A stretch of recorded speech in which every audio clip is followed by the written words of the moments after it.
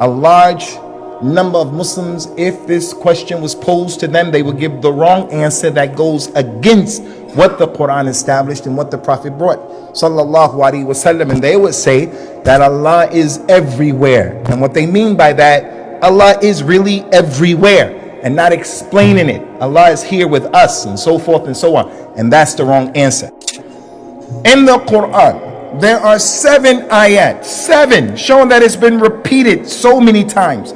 7 ayat describing to us where Allah is, in the same way that He subhanahu wa ta'ala is mustawin ala al-arsh. He said in the Quran subhanahu wa ta'ala, Allahu alladhi khalaqa as-samawati wal-arda wa ma baynahuma fi 6 ayamin thumma istawa ala al-arsh.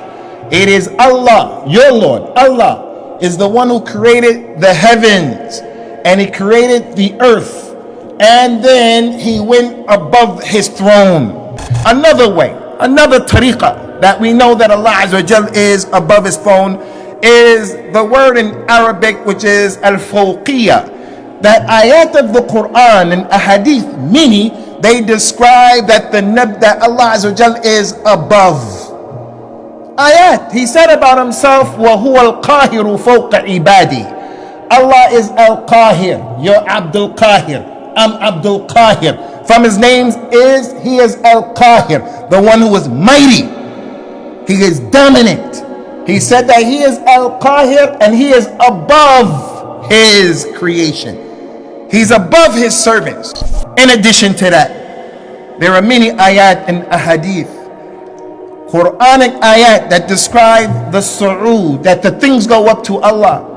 Our deeds, our actions, our dua, the malaika, Jibreel, they go up to Allah Azza wa Jal. All of those ayat that talk about the inzal and the tanzil and the nuzul, all of those ayats that talk about things coming down, they are points and indications that Allah is above. Isa is going to come down. Allah said in the Quran, Inna anzalnahu fi laylatul qadr. We revealed this book and sent it down in Laylatul Qadr. Although Allah Azza wa Jalla is above the 7 heavens and He's over His throne in a way that befits His majesty, He nonetheless is still with us. He established that in the Quran. وَهُوَ مَعَكُمْ أَيْنَمَا كُنْتُمْ. He is with you wherever you go. You fly a plane, He's with you. Go in a submarine, He's with you. You're awake, He's with you. If you're asleep, He's with you. If you go into the cave, He's with you. وَاللَّهُ مَعَ الصَّابِرِينَ إِنَّ اللَّهَ مَعَ الْمُتَّقِينَ إِنَّ اللَّهَ مَعَ الَّذِينَ اتَّقَوْا. Allah is with those who have sabr. He's with those who have a taqwa. Allah is with everyone, but He's with the people how? He's with the people in His ability to see from where He is. He's with the people in His ability to hear. He's with the people in His ability of the knowledge, the powerful knowledge that He has.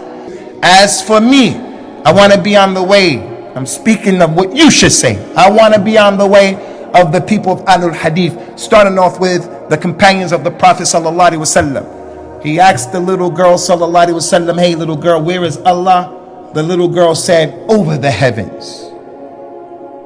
She had no philosophy, no philosophical approach. Who am I, little girl? She said, you're Rasulullah. He told the man, free this girl. She's a believer. She's a mu'mina. The one who knows that and understands that, that's part of the aqeedah of a person who has correct iman. Another thing, when you're in sajda and you're saying Subhana Rabbiyal A'la, Subhana Rabbiyal A'la, you have your head on the ground and you're saying glory to Allah the Most High, Al-A'la. That's from the proofs and the dalil that Bani Adam is going to be humble and put his head on the ground to establish the abudiyah of Allah, the servitude. We're slaves to Allah, who is above the 7 heavens, over His throne.